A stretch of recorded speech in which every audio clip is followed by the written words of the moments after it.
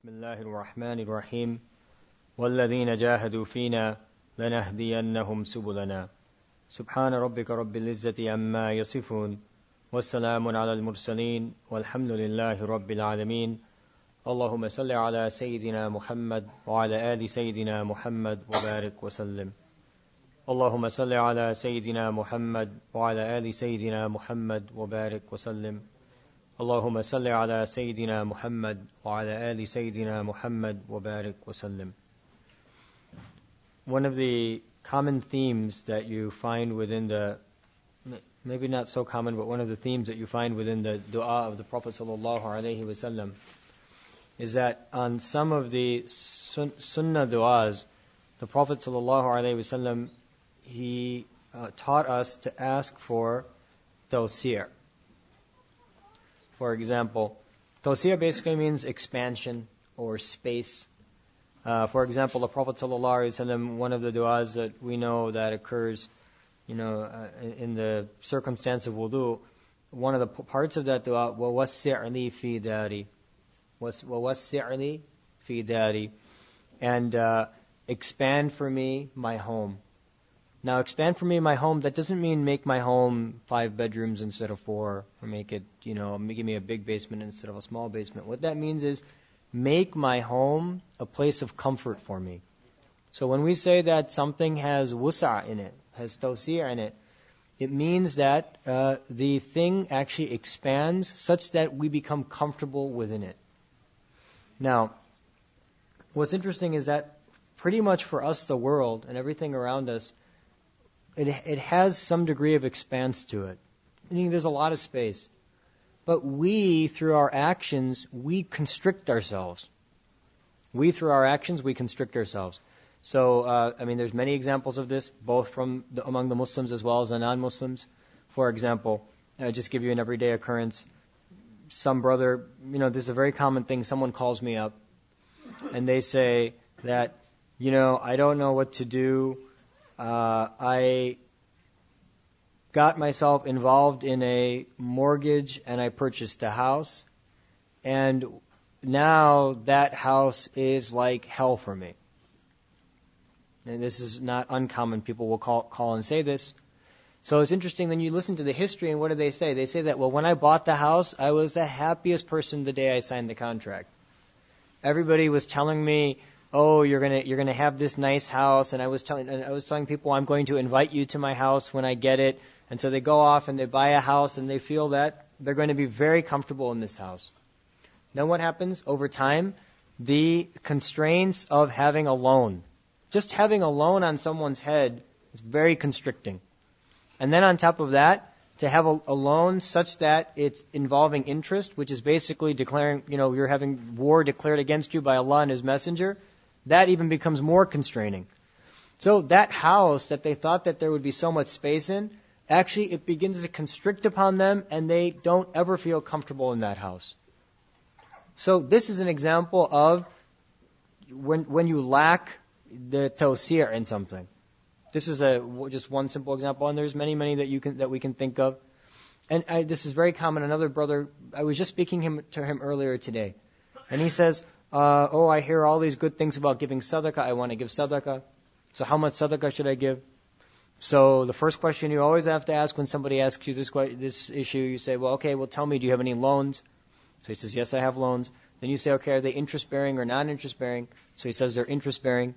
So then I say, well, that's a very easy question. You have to give 0 sadaqah.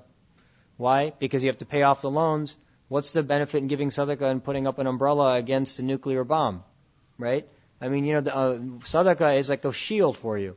But if Allah has declared war on you and His Messenger have declared war on you, and you're putting up this little shield by giving sadaqah when you already have this interest-bearing loan, it's not going to provide you any benefit. You have to remove yourself from the interest-bearing situation so that you can free yourself from the sin. Sadaqah is extra. Extra is not what's required for the Muslim. The Muslim has to first fulfill the mandates of the deen. Meaning you have to be avoiding the haram and doing the halal. Then we can talk about extra. It's like the person comes to you and says, I don't pray Fajr prayer. Tell me, how many nafilah should I pray? Well, what are you talking about? You don't pray Fajr prayer? There's no discussion of nafilah. So if a person has an interest-bearing loan on their head, there's no discussion of how much sadaqah they should give. That's a ridiculous discussion.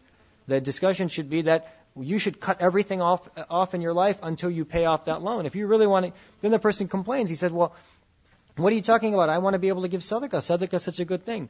I said, yeah, no problem. If you want to give sadaqah, cut your cell phone off. Don't go out anywhere. Don't drive your car unnecessarily, because every penny you spend in gas is going to be counted against you. Don't go on any vacations. Don't buy anything that you absolutely don't need. Put all your wealth in getting rid of that loan off your neck. Borrow from a couple other people. Get that loan off your neck. And very soon you'll be able to give sadaqah. But you know what happens? The whole world constricts upon them. They thought that, oh, this is great. I got one condo. I'm going to buy one more. I'm going to rent it out. I'm going to make some money. The whole world looks vast to them. They started imagining in their own mind that, okay, if I'm going to bring in $1,000 a month and it's going to add to my income in this way and I'm going to pay this much. And the whole world becomes very wide when shaitan is sitting there playing with your mind, convincing you to do these types of things. Then what happens? Shaitan is the worst enemy. The moment you go into the transaction, he cuts the cord and leaves you hanging and laughs in your face. Then what happens? The world constricts upon you. Everything begins to constrict around you. And then you're sitting in this very tight circumstance, upset with yourself. Now what happens is the world is vast, but we constrict the world around us. Now how do we constrict the world around us? By getting in over our heads. And I'll tell you, it doesn't only happen with our actions, it happens with our tongue, it happens with all of our organs. For example, there's a person, he's comfortably living with his family members. All right? And then his family member does something wrong. Now, what he thinks that, let's say his family member wrongs him. Now, he thinks that actually the good thing to do would be to go and give it to my family member and say, you disrespected me, what are you talking about, right? So he thinks that, maybe it would be good to stand up in front of my family member and really, either shaitan convinces him he's standing up for the deen, or shaitan convinces him he's standing up for his honor, or shaitan convinces him he's standing up for what? He's standing up for the honor of his parents, for example. So what happens? The shaitan is sitting there making the world look so vast that I'm going to stand up and I'm going to show people what the deen is. This person said something wrong against the deen or something else.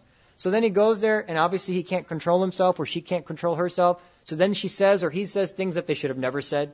Now a big fight erupts, whether it be mother-in-law, daughter-in-law, uncle, aunt, etc. These are common things that exist within a family. Now shaitan, he created so much vastness in the beginning that yes, you should stand up for yourself. Yes, you should defend the deen. Yes, you should defend honor. You should even defend the honor of Rasulullah sallallahu alaihi wasallam. It comes to that point. Then what happens? You go there and you say something to the relative, and then there's an argument. And as soon as the argument occurs, whether you're right or wrong, the whole world crashes down upon you. The whole world crashes down upon you. Now you sit there totally dejected for days on end. That I should have never even said anything to begin with. I just can't even think straight anymore. That is an example of the loss of tawsir. Now, some people, and we should not ever be deceived. The Sharia and the Sunnah, they define for us what creates wusa. I mean, let me just give you an example. A man, the Prophet ﷺ is sitting, and Abu Bakr radiallahu anh is sitting. These two individuals are sitting with each other.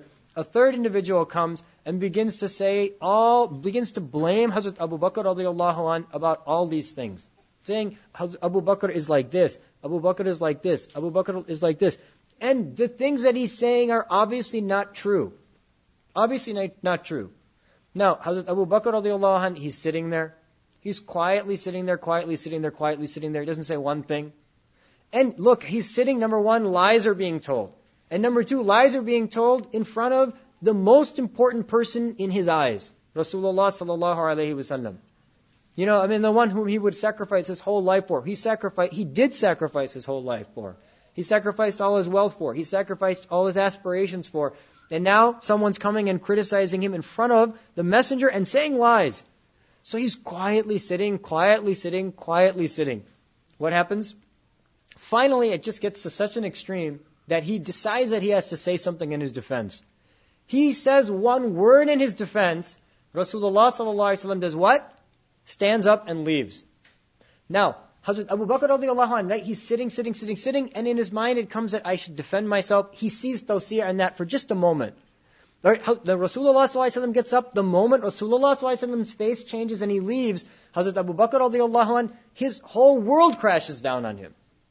Whole world crashes down on him that the Prophet ﷺ sat there when all these things were being said and was just basically normal. And when I said something, he got upset a little bit and he left. His face changed and he left. So he